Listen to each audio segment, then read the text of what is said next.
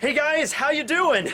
Tekking101 coming to you outside my house in freezing temperatures in the middle of November wearing this stupid outfit to tell you that today we are talking about Admiral Aokijis. I guess I should say former Aokiji. No, it's definitely just Admiral Aokijis. Chili fruit. So that'll be the video topic we're discussing today. It is extremely cold out here. It was snowing last night, so unfortunately we don't have that backdrop here. The weather doesn't want me to be as miserable. My neighbor is currently looking at me with concern on her face for both my physical and apparently mental well-being. How you doing, Mrs. Hill? Yeah, that's cool. Okay, are we done yet? Can I go inside? Okay, I'll give you a little bit more and then we'll go outside. Okay, no, that was a stupid idea. Why do I continue to do stupid things all the time? Oh wait, I'm a YouTuber. That's kind of in my job description. Anyway, hey everybody, Tekking101 here, and yes, today's video is going to be continuing the Admiral series with somebody that's actually currently an ex-admiral, so go figure, right? Of course, we're talking about Aokiji, or Kuzan's He no Mi, the chili fruit, also known as just the ice fruit in some English translations. So it's the ability to control ice, or is it just the ability to control the temperature, like lower it to a very, very cold temperature? Yeah, okay, let's deal with that right out of the gate. Let's talk about that, okay? Because I think that's a pretty big difference, okay? Now, there might be some of you that are like, well, what's the big woo-ha here? It doesn't matter, you know, he can control ice, clearly. We've seen that in the series. That's his power. He can make ice swords and ice balls and ice pheasants. I'm like, okay, he would do great in an ice sculpting contest. I mean, he wouldn't even have to try. He could just walk on set and just be like, all right, let's see. I think I'm gonna make an ice Millennium Falcon today. And he just makes like a life-sized Millennium Falcon, like, here you go. I'm like, all right, well, here you go, Aokiji. So what's the difference, though, if he can control just the cold in general or ice, because it results in the same thing?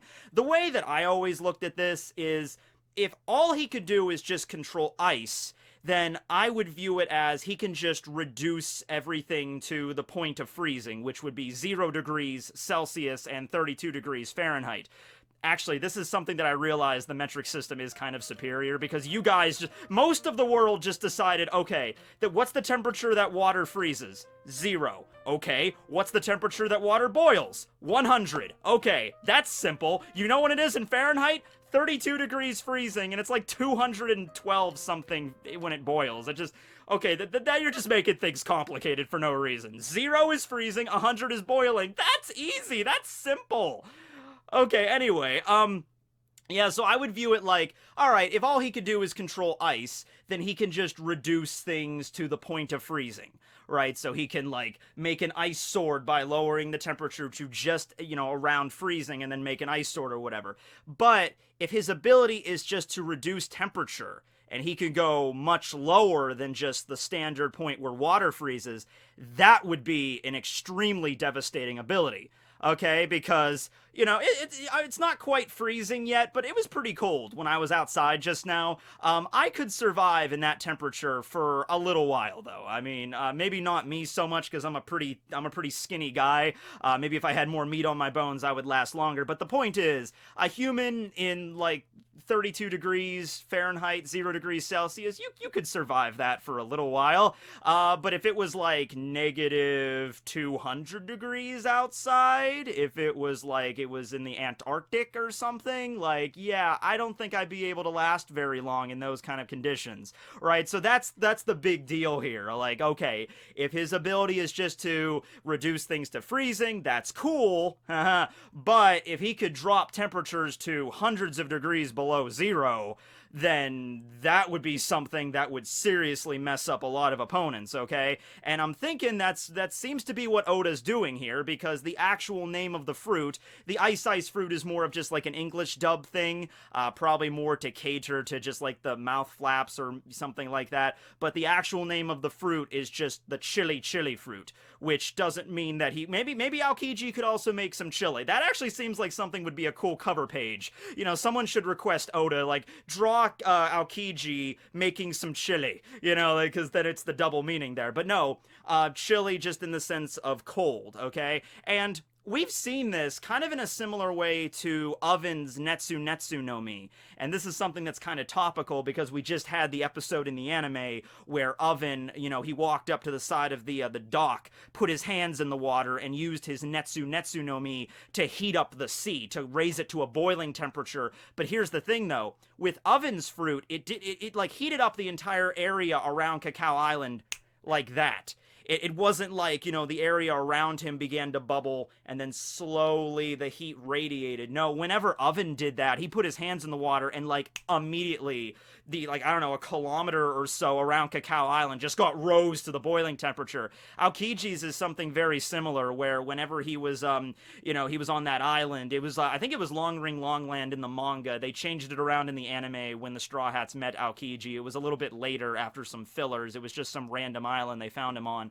But the point is, they had some people that had to get off the island. I think it was Tanjit in the manga. They had to walk to the next island, and Aokiji just literally walked over, put like one hand in the water, and then used Ice Age. All of his attacks are English, and he says it in a very slow way, which just adds to the awesomeness. But very much like Oven's, ability, it didn't just like, okay, it's slowly freezing the ocean now. Like, no, it's like Ice Age. Day after tomorrow, like, immediately, to the point where when it was, like, in the middle of a Sea King's attack. I think that's why Oda did it in that way, to showcase just how powerful his fruit is and just how quick it affects the environment. Because here's a freaking Sea King charging right at him, and it's like, holy crap, it's gonna bite your head off, Ice Age! And it just gets frozen solid in the middle of an attack. And this is something else to address here, is that whenever Aokiji uses some type of catalyst or conduit, I guess would be a term, to freeze, it's a lot quicker than when he's just drawing it out of the air itself, because he can do that. Like during Marineford, he used that partisan ability where he was basically just taking, I guess, the moisture in the air and dropping it to a freezing temperature, and he was creating like ice spears to like chuck at Whitebeard and everybody. But we've also seen him do this with like grass. Like he ripped out a couple of blades of grass and just kind of flung them in the air, and then he breathed on them, and then the ice just kind of like, he used the grass as like a guide, as like a conduit, and just froze them into an ice saber. If Aokiji really wanted to, and I honestly think we've already seen him do this, he could just make an ice sword right out of the air, just like using the moisture. So either he did the trick with the grass to just look really cool, like, hold on a second guys, I want you to be completely aware of how much of a badass I am. Grass. Ice sword! That's one option. Or it's like an issue with speed. Like, if he was creating the ice spears. I think the ice spear thing took him a little long. Not very long, but at least a little bit of time in the anime to forge. It didn't just, like, he didn't just, like, ice partisan, shing, shing, shing, shing. I don't think he was just flinging them, like, super fast. He just kind of, like, I think it was when he was, like, stabbed by Whitebeard, and the Bicento went through that hole he made, and then he's like, no, hold on a second, and then that's when he created the partisans, but they took a while to create. Maybe if he used the grass trick or whatever, he just took the grass up and just blew on them, they would, be made instantly. Maybe something along that line. Also, I mean, this is just a matter of opinion, and this is just like a subjective kind of way I view it, but I would figure, like, if his ability was just to create straight up ice, he could just create it like that. Like, he wouldn't need to do the grass trick at all. He could really just, like, rapid fire ice spears, just shing, shing, shing, shing, shing, shing, shing. Or he could do something like Byakuya Kuchiki from Bleach with his Senbon Zakura Kagayoshe Senkei, where he creates, like, that entire area of, like, swords. Like, if Aokiji could literally just create ice out of nothing, or just, like, immediately, then he could be pulling stuff like that out. Like, I will create an entire, like, I'll fill the entire sky with, like, ice spike balls, and they'll just rain on you. I mean, he could maybe do something like that. I'm just saying we've never seen him do stuff like that. Whenever we see him use his ability, it's usually like he puts part of himself in the water and then freezes the entire ocean at once. or he's using ice, he can send it on the ground, like his ice ball technique. So he touches the ground, and the ice, it kind of like freezes the ground along the path until it eventually reaches its target. In this case, Whitebeard, but it didn't work too well because he's a Quake man. So that kind of rendered, like, there's no way Aokiji could trap Whitebeard. I almost said Icebeard. Trapping Whitebeard in his ice prison. There's just no way he could do that, because whatever he trapped him with, whether he froze his body or if he created that ice ball around him to trap him, Whitebeard, all it would take is just a few quakes. And it was kind of a weird moment, because I remember Aokiji might have said something like, I can't freeze the tremors, or I can't freeze the vibrations. And I don't know if he was saying that just to be funny, because I'm like, what made you think you could? Because that doesn't really make a lot of sense. Like, you freeze vibrations, but you have to understand, like, the core concept of what exactly cold is. I don't, but maybe you do. Okay, you know, it's times like this that I really wish I would have went to school. Like, I got my bachelor's degree in communication, you know, like video editing and journalism and stuff. And I'm not saying that's not a useful degree. There's degrees that are more useless than that. But, you know, I could have went to school for, like, I don't know, physics or chemistry or biology. So then I could make videos talking about fictional pirate characters with magical fruits that give them superpowers. More accurately, you know? But no, okay. So, luckily, one of my waifus is a character from Bleach that happens to have ice powers, so I've done some research on this prior. What you really gotta understand here is that when something gets colder, and colder, and colder, and colder, the molecules that make it up begin to move slower. Okay? And this will eventually lead us all the way down to absolute zero. Once I guess a closed system or an object or whatever you're trying to get down to that temperature, once it reaches absolute zero, the molecules that make it up are basically not moving, or if they are moving, it's extraordinarily slow. And this is why for so long absolute zero was like, theoretically, it was like that was all it was. Like, we couldn't actually reach it. Now, I did some research leading up to this video, and from what I understand, it's possible for us to reach absolute zero, but here's the trippy thing. Here's the trippy thing I found out, okay? So, this actually reminded me a lot of, like, a line that David Tennant had in Doctor Who. Remember the episode Blink, which is, like, one of the most famous episodes of the Tennant era of Doctor Who. But there was that scene where David Tennant was like, you know, people assume that time is a linear progression of cause to effect, but in actuality, it's more like a big ball of timey-wimey stuff. Apparently temperature is similar to that, because I think most people consider temperature just like a scale, like a linear, you know, line. It's like freezing, warm, hot. Easy, right? But no, apparently it's like a flippity-floppity, tempy-wempy loop of, like, you know, whereas it starts getting hot, and when we're talking hot here, we're talking, like, ungodly levels of hot, you know, like, temperatures so unbelievably hot that, like when the Big Bang happened, you know, I have a book I'm reading, it's Astrophysics for People in a Hurry by Neil deGrasse Tyson, right, and, you know, he talks about, like, when the Big Bang occurred, things were just so unbelievably hot. Like, even things like protons and electrons, you know how, like, they have, like, you know, the protons and electrons and neutrons, they all kind of have, like, an equilibrium. Even, like, the atoms that make up an atom, it was so hot that even atoms couldn't exist yet. So, but apparently, once things get so hot, it sort of, like, loops back around into, like, extreme cold. It's something that's very difficult for me to understand, but yeah, that's the basic concept here. So apparently it is possible for us to reach absolute zero, but in a really weird roundabout, like, physics kind of way. That's not really the point of this. I'm just talking about the thing that you need to understand, which is if Aokiji could literally reduce something to absolute zero as sort of like an ultimate move, finishing move, that would be like the one-hit KO move. That would be like the move Sheer Cold in Pokemon, where, you know, it's just a one-hit ice move and it hits, you're gone. You're not coming back from that.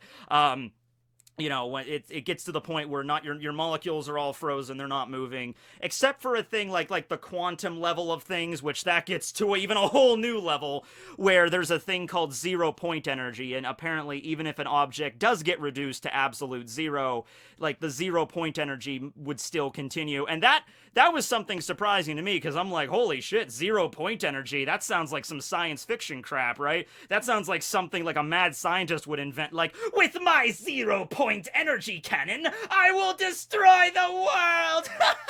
I'm a cat, apparently! But okay, yeah, so maybe if someone feels comfortable talking about the physics behind absolute zero in the comments, that would be informative. But from what you can understand here is, Aokiji can make things really cold, but we haven't quite seen that level of cold. Absolute zero, which is around negative, I wrote them down, negative 273 Celsius, or around negative 459 degrees Fahrenheit, 0 Kelvin, okay? He might be capable of that, and once again, we're talking about the realms of anime and manga, right? So it's like, of course he could reach absolute zero. Like, Ruki Akuchiki, you can't reach absolute zero. Of course she could reach absolute zero. It's anime, it's cool, it's awesome. So yes, they can. Okay. Now, let's talk a little bit about his techniques that only freeze people in like a suspended animation, because once again, this is where we get into a lot of realms of suspension of disbelief. This is where Oda has to like, okay, he has the ability to freeze things, so I want him to freeze people solid because that's cool, turning people into ice statues, but it has to be done in a way that where like they don't immediately die. Now, the way that they usually get around this, like the way with Doflamingo, remember that epic scene where Doflamingo was about to deliver the coup de grace on Smoker at Punk Hazard? Aokiji shows up, just kind of grabs him, and he gives him a warning first, which was such an awesome move. Aokiji arrives and just kind of like taps Dofi on the shoulder like, hey, don't do it. Don't you do it. And maybe hoping Dofi will realize, like, holy crap, that's an admiral standing behind me. Screw it! And I warned him. And then he freezes him solid, but he breaks out of it on his own. He just kind of like, he's an ice statue for a little while, and then it just kind of cracks, and then he breaks out. And he doesn't seem to have any serious injuries, but he's like panting rather heavily when he did that. And I think somebody else like shouted off to this, like, well, he only froze the top layer of his skin or something like that. He didn't freeze him down to the brain or the heart. All right, let me tell you something, okay? If you are frozen to the point where you become a literal ice statue, whether or not it freezes you down to the, you know, the core of your being or not, pretty damn sure you're not gonna survive that. Or if you do survive that, frostbite, like you're gonna lose your fingers and your toes or your extremities, or you're gonna have some serious damage from that. But no, it's okay, it's manga, so it's like, alright, it was just the top layer of your skin that was frozen. Oh god. And if it was the top layer of your skin that was frozen, by all actuality, when Dofi broke out of that, and when Robin, same thing happened to Robin, same thing happened to Luffy. If this was in any sort of realistic context, you know, if they broke out of the ice shell, then, like, that should have ripped off, like, skin off their top layer, right? Ugh. But anyway, yeah, no, they're fine. But it does imply that if he really wants to, he can turn your entire insides into a snow cone. You know, he can freeze your blood down to your heart, you know, stop your heart from contracting, or your lungs as well.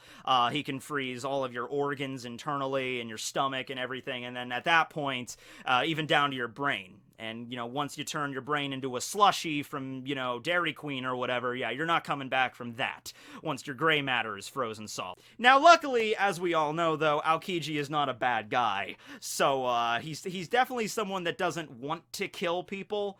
Like, it's his duty as an admiral that he has to fight the pirates, and he's expected to, like, fight full power and take them out, but he's not something that really revels in taking lives, Akainu don't care. Akainu's like, hey man, if they're attacking us, or if they're pirates, or if they've adopted basically any sort of way of life that doesn't adhere to what I consider to be a good way of life, then I can take them out and I will have no qualms about that.